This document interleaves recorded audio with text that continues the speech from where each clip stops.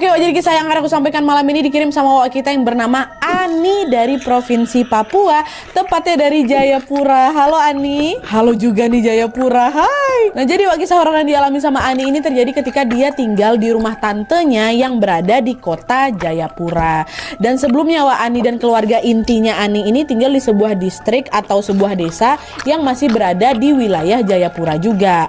Tapi pada saat itu Ani bersama kakak kandung perempuannya yang bernama Tia minta izin sama orang tuanya supaya mereka ini diperbolehkan buat pindah sekolah di pusat kotanya Jayapura. Pada saat itu mereka ini memang berencana untuk pindah sekolah demi bisa mendapatkan fasilitas belajar yang jauh lebih baik dibanding di desa mereka, Wak. Dan ternyata permintaan baik itu pun juga disetujui sama ayahnya Ani dan Tia. Tapi dengan syarat mereka berdua harus tinggal di rumah salah satu saudara mereka yang bernama Tante Ian. Kalian gak boleh ngekos, kalian hanya boleh tinggal di rumah Tante Ian.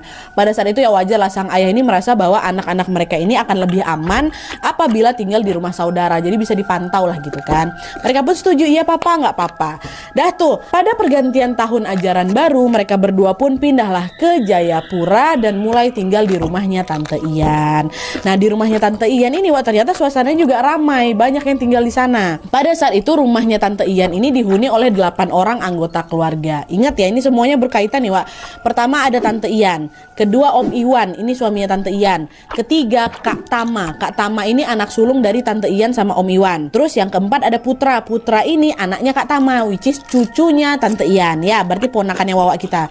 Terus ada namanya Kak Ulan. Kak Ulan ini adiknya Kak Tama, anak bungsunya Tante Ian. Terus ada lagi Kirana. Kirana ini sepupunya Ani yang berasal dari Manokwari, kuliahnya di Jayapura. Ya. Nah, terus Ani sama Tia. Jadi ada 8 orang, 5 keluarga inti, 3 para persepupuan Kirana, Ani sama Tia. Oke. Awal-awal tinggal di sana, Ani dan kakaknya merasa sangat bahagia karena selain tinggal beramai-ramai sama keluarga besar, rumah Tante Ian sendiri juga sangat dekat dengan sebuah laut lepas gitu, Wak.